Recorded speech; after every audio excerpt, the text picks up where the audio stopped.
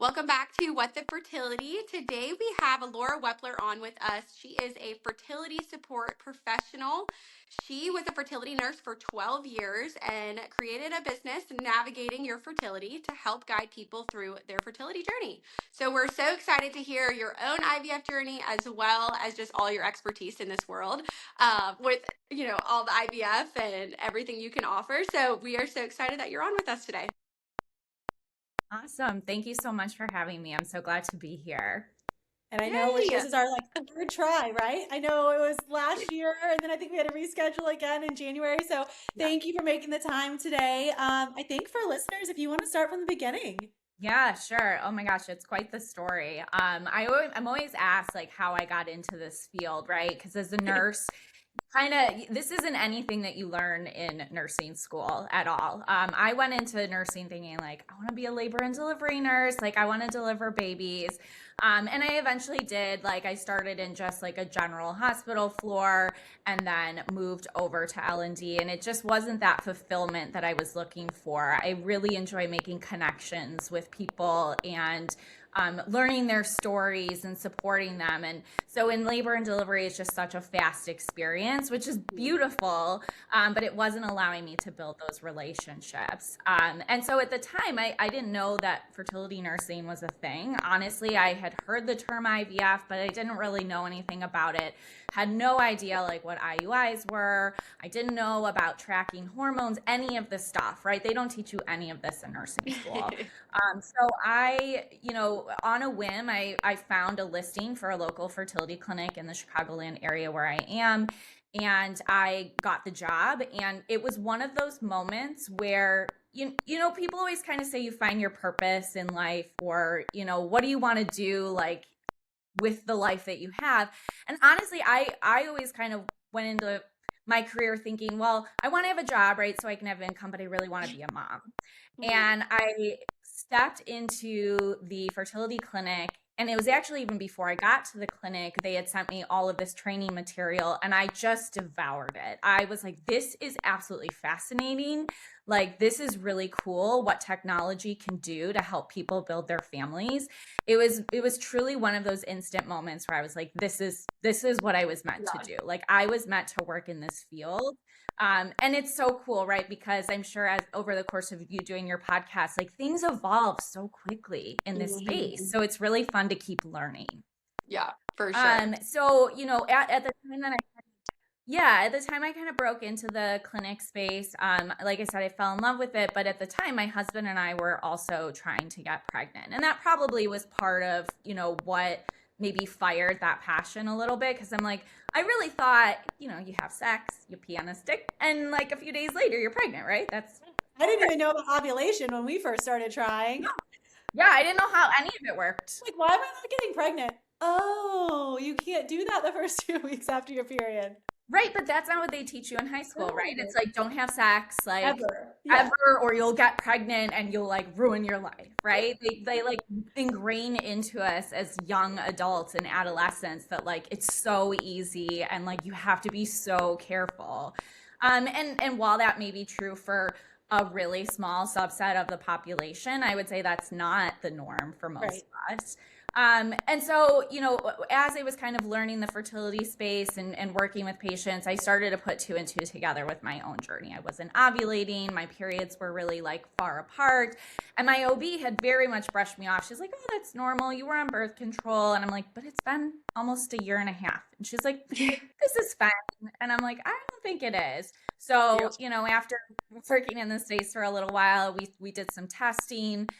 It was very much unexplained. Like still to this day, I'm not truly sure what the underlying issue was. Like there was maybe PCOS, I think some estrogen dominance. I have no idea. Mhm. But to not drag on, I could tell you my whole long story. I ultimately did need IVF to get pregnant. I had gone through this really traumatic miscarriage after a successful IUI. And at that point, I was like, I can't do that again. I had 3 surgeries to clear out all of the tissue. It was Right. just such an emotional roller coaster. So Sure. I went through IVF. It took 3 transfers to get pregnant, and I was 28 when I went through it. So it was like I had myself convinced for sure I'm never getting pregnant, or I'm going to need a gestational carrier. Something is really, really wrong with me. But I now have 2 children from the process, both from IVF. That's Oh, beautiful. That's like, it's such a congratulations. That's long, amazing. Yeah, yeah. It's definitely like it's one of those weird things. I would never wish to go through the process, right? But it has given me this additional perspective in the work that I do. I love it so much.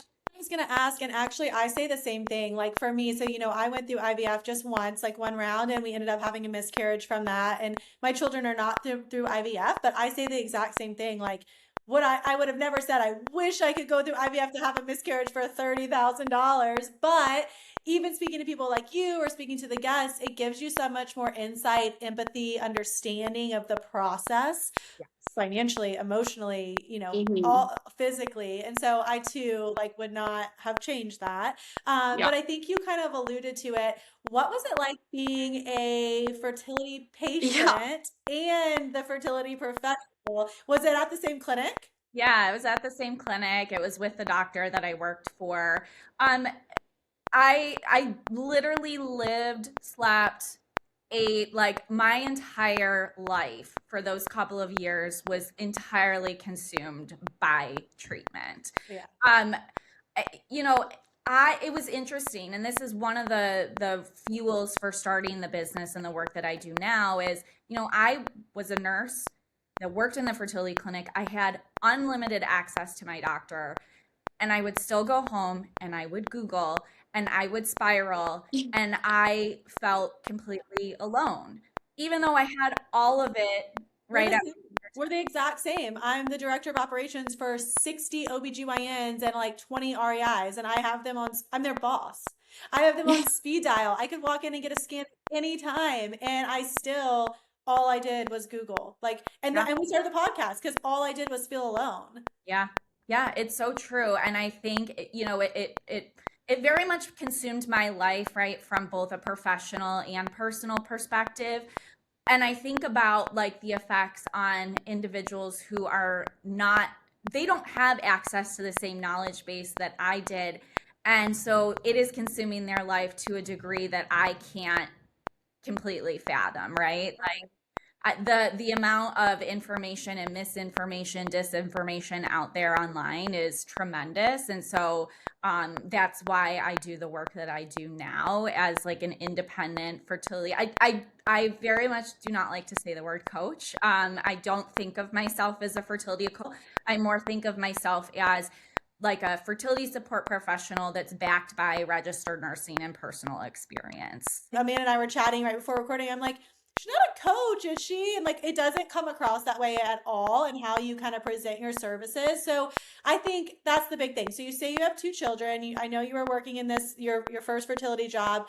At Yeah. what point did you make the change, or are you doing both simultaneously? No, not doing both simultaneously. So after my second was born, I was like, you know what? I worked very hard to have these babies. This was pre-COVID, and so clinics were still very much 100% in person. I had asked, is there any way that I can do this work from home? Because I really didn't want to leave the space, but I really wanted to spend time raising my kiddos. And I eventually, like, I was constantly online, like looking, is there some sort of job out there that will allow me to do this work from home? And I actually came across a company that was a startup that was literally, that was the job description. Like, you are supporting patients. It wasn't marketed as a fertility coach. It was actually marketed as like fertility concierge. Yeah. But you had to have a nursing background. Your goal was to educate and support patients through the fertility journey. And I'm like, oh my gosh, this is like built for me. This is like the job I want to do. So I did. I got that job. I did it for 6 years. I loved it. It was fantastic. I grew my way up to the director level of the fertility. At one point, we did switch to fertility coach. So I became the director of our fertility coaching team, and that pulled me out of patient care. And I I love like having input and designing systems and all those things, but I was like, I really want to get back to what I love to do most. And the company was focused more on a financial aspect of treatment, and not so much focused where I wanted them to be. So I'm like, you know what? We're going to take a leap of faith. We're going to quit and we're going to start doing this on our own and we're going to see what happens. So I launched my business last year. It's kind of slow to get up and running with any, new business, getting your face out there. But yeah, so I do exactly what I did for this company now on my own, which is, patients work with me directly. They have my phone number. We do texting support. I would say that's one of the biggest benefits, right? Instead of Googling at midnight, you're texting me. I was gonna say, I as you're love telling me that. kind of what you do, yeah. And as you're telling me kind of what you do, I feel like you've identified the gap. Not that you necessarily had, because you did have a lot of resources, but you're identifying that gap of like, even my sister-in-law, for example, like, unfortunately, she just went through a loss, and for me, I was kind of watching her go through it, and it looked so very different than when I went through it, right? Because I was like, oh, I know I can move that appointment up. Oh, I can just text them that question. I don't have to wait 7 days. So it's like you're providing that, for lack of a better term, like concierge support to that fertility patient. I love it. Yeah, I mean, and that's the thing, right? Everybody's journey is very different. You guys talk to so many different people, you've heard so many different stories, and I'm sure you can draw parallels between some of those, but they don't entirely overlap. And that's because we're all individuals. We all have different circumstances. We're at different fertility clinics with different fertility labs. Like, there's so much nuance. And as anxious people going through this process, we're trying to like Google and find our, what I call like our Google twin, right? I need to find, Catherine Baker on Google who went through exactly the same situation that I went through, same clinic, right? And that person doesn't exist. So how do you weed out the things that apply to you versus the things that you don't even need to be thinking about? If I'm talking to somebody who's 40 and I'm talking to another person that's 30, those are very different conversations. Love that you said that, because that was my entire why of starting this podcast. Like, people were doing exactly that, trying to find a copy of themselves through me. I see you're at preg. I see you've had this many miscarriages. I see this. And then they would like throw that like last line in there, and I'd be like, okay, I don't have PCOS, or Right. I don't know. And so then we would just like, I've been trying to connect people like, okay, well, this person had that, but then they're going to Yep. run into the exact same problem. They Yeah. might Yep. have the PCOS, but they don't have anything else. So we're like, let's create a platform where people can learn other people's stories. But I've never really thought of it like that. Like, you're trying to find a copy of your exact situation. Yeah. But it's And so it's true. natural, right? It is. We've done this for 5 years. My dad always says, like, when are you gonna be done with the podcast? Like, the story's got to end somewhere. I'm like, we have never had the same story on the podcast. Oh gosh, Mm-mm. no, and you never will. And again, I think that also speaks to the advancements that we're seeing in the field. I mean, it has evolved tremendously in the 12 years that I've been working in it. Back when I started, like PGT, you only did PGT if you like were somebody who had 2, 3+ losses. Yeah. Now I feel like it's become the norm, and I get it, right? It can definitely be a really beneficial tool. So to think where we'll be 10 years from now, like, oh, it makes me so excited. Mm-hmm. Me too. Me too. No, So absolutely. yeah, you kind of already shared. So let's first stop and share your Instagram handle or your website. So people are like, oh, this is exactly what I want. They'll probably pause the episode and go to you. Can you share where they can find you? Yeah. So you can find me on Instagram at Navigating Fertility with Laura. And then my website is navigatingyourfertility.com. That's also my email. So if you email me, Laura at navigatingyourfertility.com, that's how you'll find me. Amazing. I And know, what it's is incredible. what's your ideal patient? Yeah.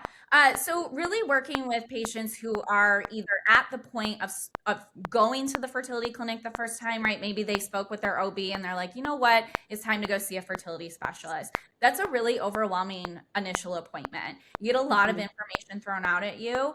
And I think sometimes people get so overwhelmed that they're like, I can't handle this. Like, I'm just not going to go forward. So I want to meet people at that juncture, help prepare them for what's going to happen at that appointment. Talk about, okay, these are maybe some questions that you might want to consider asking, but then also we can debrief after that initial appointment. There's going to, we go in with questions to our fertility clinics and we get a lot. And then we think we know what was said, and then we go home and we think about it and like 50 more questions. No, literally, that's exactly accurate. Yeah, Oh, so that's where I'm like, okay, that's kind of I would love to catch people in that moment so that we start the journey off in a more informed space. But also anybody who's been in the fertility world and is at that point of, I've been doing this for so long. I don't know what to do next. My doctor tells me everything's okay. Like, I want to work with you. I want to help, again, teach you how to advocate for yourself, and just kind of guide you through what that process is going to continue to look like. no, that's amazing. And then I saw on your website, not only do you do like the one-on-one support, like you just mentioned, but you can also support them going through injections. And then also even like as a group, can you just talk a little bit about that? Yeah, so the group stuff is something that's been on my mind for a while that I'd really like to do is start building communities of people who, again, we're not going to find that exact copy of ourselves, but put people together in communities that, single moms by choice or first time IVFers, secondary infertility, like group people together who are maybe in similar scenarios so that they can support each other, because there is something to be said for community support. It's why you're doing this podcast. We need that camaraderie, but we also need to learn and understand how things apply to us individually versus the broader group. That's cool. I've never heard of anyone really doing it like in those big chunks. I love that. Because to Yeah, your point, like Amanda and I could talk all day, but we would be in very different categories, Yeah. yeah, exactly. Right. We're And both struggling with infertility. We're both having miscarriages, but we have absolutely nothing in common outside of that. yeah. Yeah, so I have this huge vision, and hopefully it's something that I'll bring to light in 2026. There's so many ideas that I want to do with this like group thing, but in the meantime, right, I have those one-on-one support, and then yes, I do personalized injection services as well.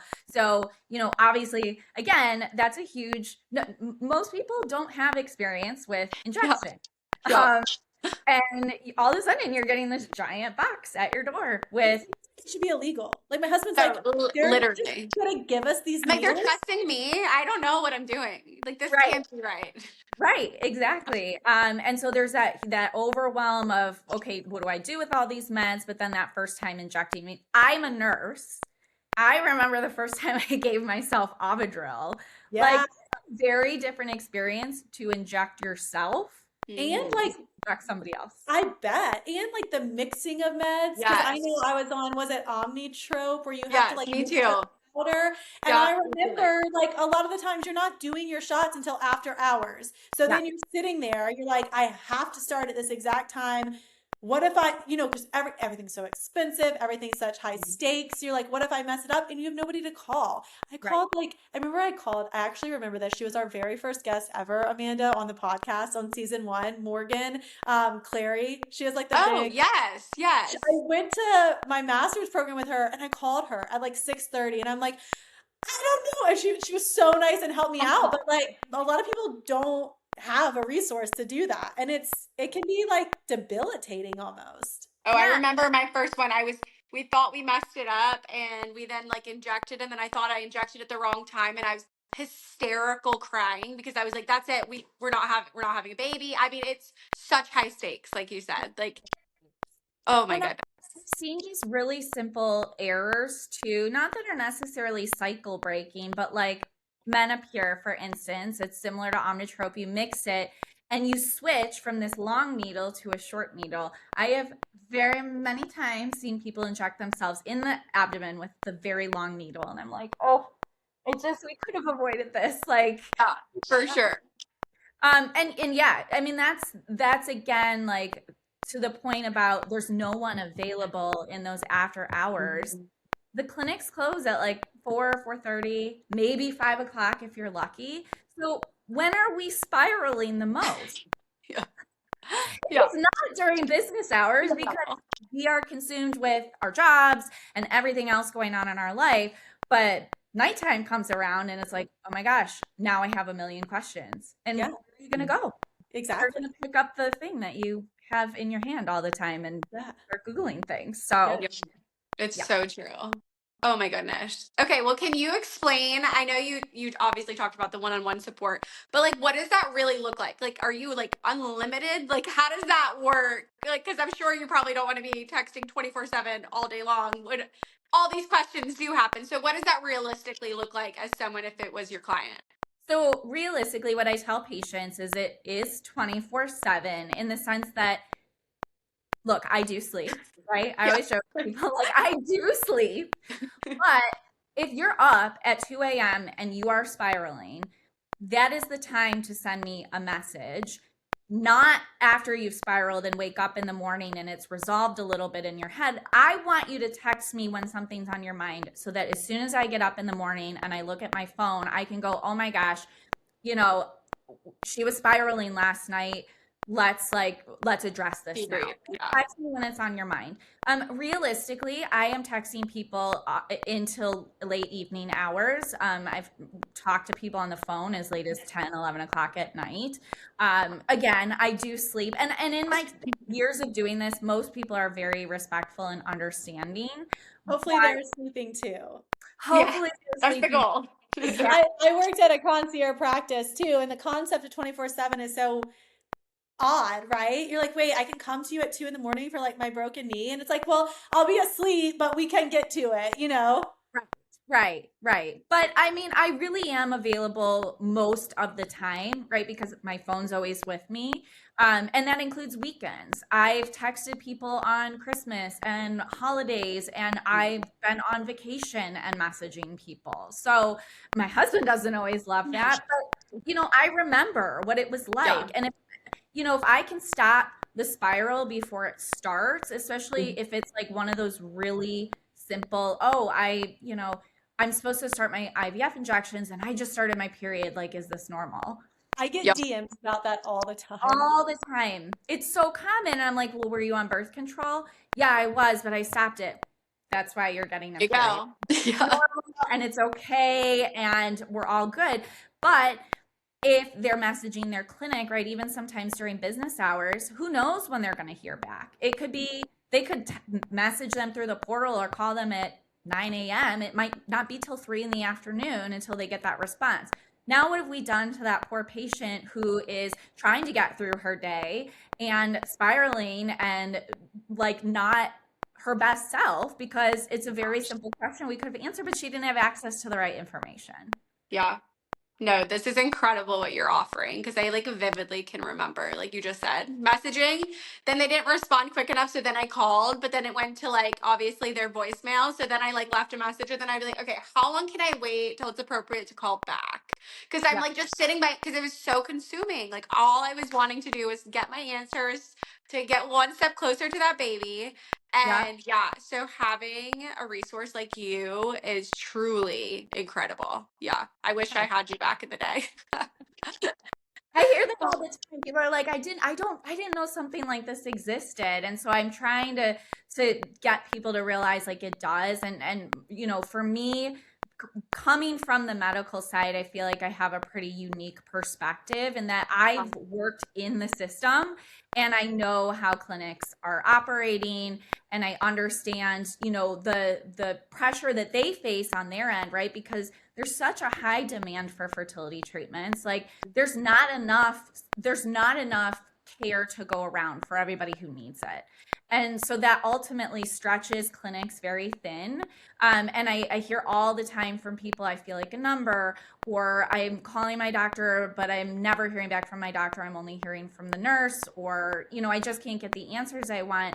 And I empathize with that so much from both perspectives because there's so many patients who are looking for that support and there's just not the time to give it.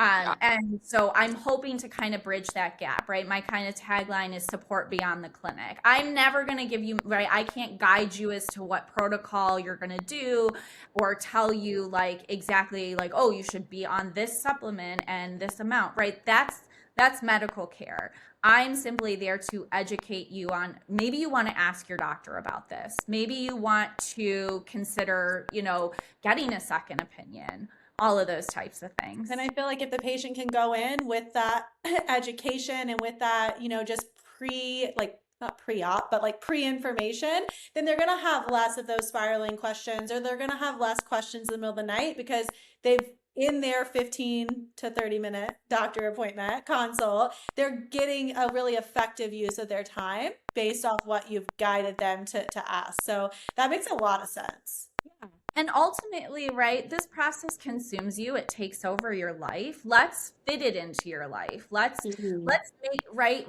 It is not fun. I can't promise you that you're going to work with me and like it's all your anxiety is going to go away. No, it's not.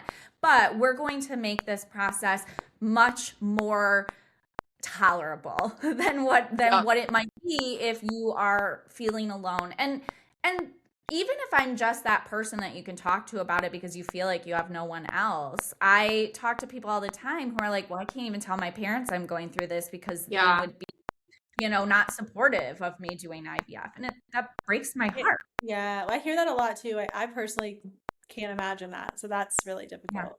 Yeah. Oh my goodness. Well, I love everything that you're doing. And your first call is free, right? It's like a free 30-minute call. Yes, and what absolutely. is the best way, just on your website, to try and book it through there? Yeah, if you go on my website, you can schedule a free 30-minute call. The goal is really to see, like, is it going to be a good fit? Like, I want to hear where you're at. I want to hear what you're doing. What kind of support you're looking for. I am not a salesperson. It is the weirdest part of my job. Like, I am not here to get on a call with you and be like, okay, work with me. This is how much I charge. This is when I'm available. Like, that's not me. We can talk. My goal is that you walk out of that phone call with something that helps you in your journey, whether that you end up working with me or not. Like, the goal is that you walk away a little bit more informed or a little bit more empowered. I love that. No, this is incredible. Thank you so much for coming on and sharing this. Is there anything you want to share with our community? Just like one liner or one last thing just to kind of to share with. I'll share the one-liner that I always go to with everyone that I work with, which essentially, like, in this process, we're going to worry, and worry is normal. But if you can remind yourselves in the moments that you're having that spiral, that worry won't ultimately change the outcome, I think that can be such a powerful statement to say, I can't worry myself into a good outcome. I can't worry myself into a bad outcome, but I can control how I'm letting this worry consume me and affect my life, right? So I think that can be really. I needed to hear that. That was good. No, I love that so much. Thank you so much, Laura, for coming on. We will definitely put your website and your Instagram in the show notes when we have this episode go live. But we are so excited. I think this could be so cool and so beneficial for so many people walking that journey right now as they're going through their fertility. Yeah. Well, thank you for what you guys do too. Like, I think hearing voices and hearing other people's journeys, and I love how you guys just have real conversations, right? It's not like this scripted, this is what we're going to talk about today. You guys just go into it. I love it. Thank you. No, we appreciate it. Thanks so much. Yeah, thank you.